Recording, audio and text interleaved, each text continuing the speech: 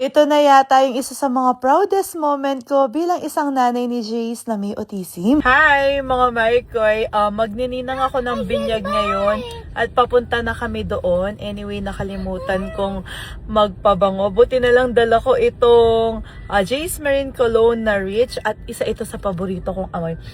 As in, dahil hindi naman tayo nagtitipid, so ginaganyan ko na lang siya. Walang tipid-tipid. Alam niyo naman kasi kung sino yung may-ari nito. Ayan, nasa likod. Yung amoy niya, para siyang sunflower, no, refreshing. Alam mo kapag inamoy mo siya, hindi ka magsasawa. As in, gusto mo amoy-amoyin mo lagi. So, ayan no, ang dami ko nang nabawas. Kaka-open lang nito.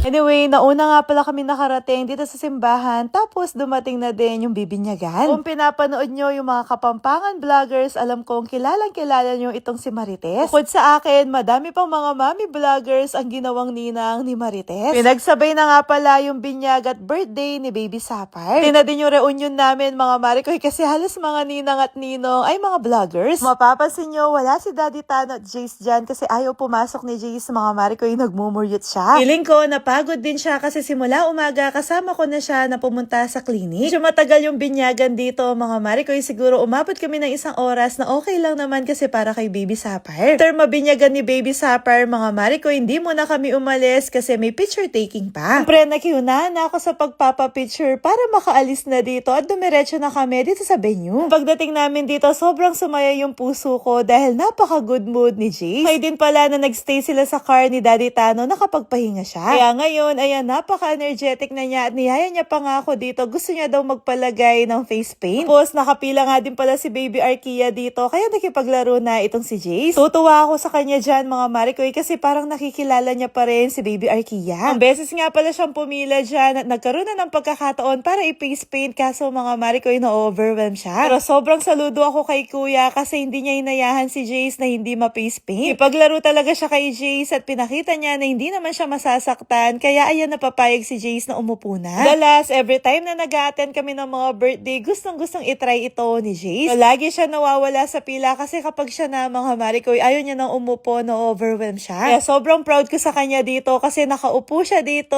napaka-behave, tapos ayan, pinipin siya ni Kuya. Siya pa yung pumili ng design na ilalagay sa mukha niya mga Marikoy. Una nga gusto niya mermaid, kaso wala namang ganun si Kuya at naiintindihan niya na wala, kaya pumili na lang siya ng iba, itong ang butterfly yung napili niya. Tagal niyang nakaupo dyan mga Marikoy pero hindi siya nagmuryot, napaka-patient niya, inintay niya pa nga si Kuya na matapos. Tapos lagi siya nakatingin sa cellphone ko kasi tinitignan niya yung pinipin sa kanya. Noong tapos na, inarap ni Kuya yung salamin kay Jace at natuwa itong si Jace, sinag niya pa nga si Kuya. Tapos dumiretso siya kay Daddy Tano para ipakita yung pinapaint niya. At every time na makita niya yung cellphone ko mga Marikoy, nagpapakute siya at pinagmamalaki niya yung nasa mukha niya. Katapos niya maipagmalaki sa amin mga Marikoy, nilayasan niya na kami at umupo siya sa tabi ni Baby Arkia. Yun na nga pala sila Baby mga Marikoy, next school year, grade 1 na silang dalawa. Mas matanda si Jace kay Arkia, kaya itong si Jace nagpapakaati siya sa kanya. Dito, naluluha na talaga ako kasi yung baby namin, naging ate siya dito sa party. Dating umiiyak every time na nag-attend kami ng party, ngayon eto na siya, napaka-behave niya. Bukod kay Arkia mga Marikoy, nandito din si Bella Corn. Hindi rin pinalagpas ni Jace si Bella kasi nakipaglaro din siya kay Bella at binantayan niya pa nga na parang ate siya ni Bella. Pahaghag pa nga siya kay Bella Corn mga Marikoy na parang talagang ate niya. Tagal nila naglalaro dyan mga Marikoy, medyo nagpanik lang ako nung inila niyang bigla si Bella. At akala namin lalabas sila, yun pala mga Marikoy, mag-e-entrance daw silang dalawa. Ulit-ulit niyang niyayaya si Bella Corn dyan at ayan, naglalakad sila na parang silang dalawa yung may birthday. Tapos every time na may makita siyang ibang bata mga Marikoy, nag-hi talaga siya. Ganyan nga yung ginagawa niya, pinapakita niya na maker siya sa kanila. Moment na to bilang nanay ni Jace, napaka-proud ko sa kanya mga Marikoy. At ng mga paghihirap na dinanas namin every time na ine-expose namin siya sa ibang bata sa party mga Marikoy. Yun, eto, nagbubunga na ng napakaganda. Sobrang nakakaintindi na din siya nung nag-announce na mag-settle down, ayan, umupo siya mga Marikoy. Tuwing sinasabi ng host na pumapalakpak siya na napakasaya. Kaya pala kami pinaupo mga Marikoy Maricoy kasi ipapakilala na yung bininyaga na birthday din niya ngayon. At akala ko kasal din ni Marites Charot. Anyway, ayan nga si Jace, nung pinapakilala na yung may birthday at saka yung pamilya niya, tumayo talaga siya at pumalakpak. Kadaming tao dyan, mga Maricoy, napakahingay, may sounds, tapos nagsasalita pa yung host. Pero itong si Jace, hindi talaga siya na-overwhelm. Okay na okay talaga siya. Kaya nung natapos mag-welcome message ni Marites, mga Maricoy, pumalakpak din itong si Jace. Ito, masasabi ko talaga sa mga sarili namin ni Daddy Tahano na tama yung ginagawa namin bilang magulang ni Jace. Minsan kasi mga Maricoy, nagwo-worry ako na baka mali na pala yung ginagawa namin sa kanya. Pero ngayon, sa nakikita namin kay Jace kung paano siya mag-act sa birthday party, napaka-proud namin. Ayun lang nga, bigla niya akong tinawag dyan kasi nahihina pala siya. Dinala ko na muna siya sa CR, pagkatapos dumiretso siya dito mga Maricoy, nag-join siya sa mga sumasayaw. Kaso nung bigla siyang pinaupo, nagtampo siya kasi nabitin siya sa pagsasayaw kaya pumunta siya sa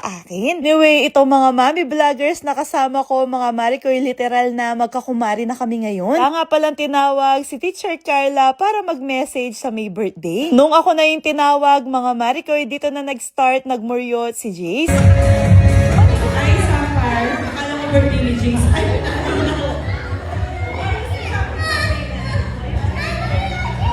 Overwhelmed siya sa mic, ayaw niya ako magsalita. Gusto niya kasi siya yung humawak ng mic. Binibigay ko naman sa kanya, sabi niya sa akin, I don't like na. Dahil pinapakalma niya yung sarili niya, kaya kinuha na muna siya ni Daddy Tahano para pakalmahin. Nung kumalma na si Jace, mga Maricoy, nag-join ulit siya sa paglalaro kila Arkia at saka Bella. Pati nga din pala si Baby Arlo, nakijoin na din sa paglalaro. Nakatuwa pa nga siya dyan kasi tinuturuan niya sila kung paano yung tamang paglalaro niyan. At bago natapos yung program, mga Maricoy, nag-decide kami na umuwi na. Malalim na din kasi yung gabi at meron pa akong trabaho na kailangan tapusin. Kaya nagpaalam na kami sa bawat isa at umuwi na. Tok, tok, tok, tok, tok, tok, tok, tok.